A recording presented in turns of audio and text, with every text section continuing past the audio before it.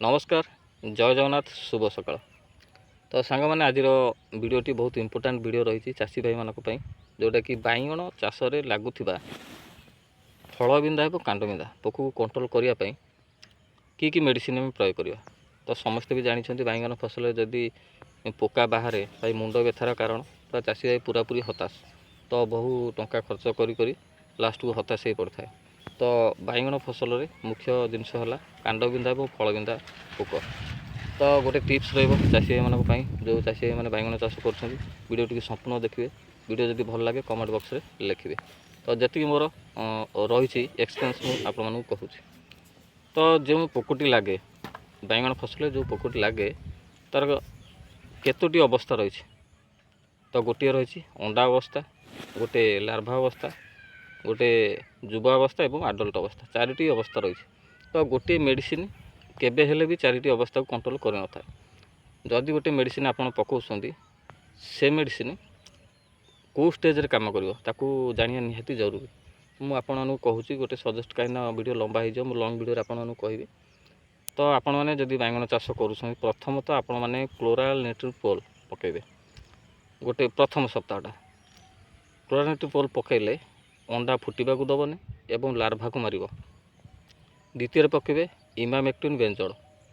Emamectin बेंजोड पकेले larva को control करता जोटा कि नुआ नुआ लार्भा सब जन्म नहीं था ताकू बढ़िया से कंट्रोल करें।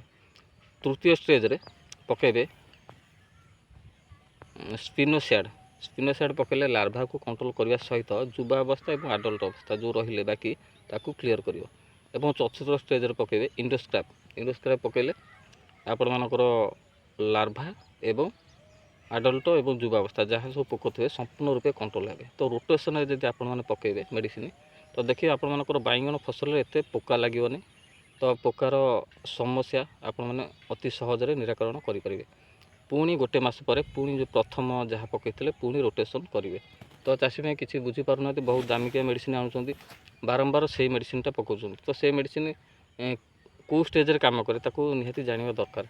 तो निहाती रूपे टिप्सटी आप बहुत भल लगी कहीं जो टिप्स आम फॉलो कर तो अति कम खर्च करवा एवं स्टेज बाय स्टेज आम कंट्रोल पोक कर देखिए आप बैगण फसल अति सहजरे आपण चाष करेंगे और लाभवान हो पारे। तो निहाती रूपे वीडियोटी आपको केमती लगे कमेंट बॉक्स में निहाती जनइबे।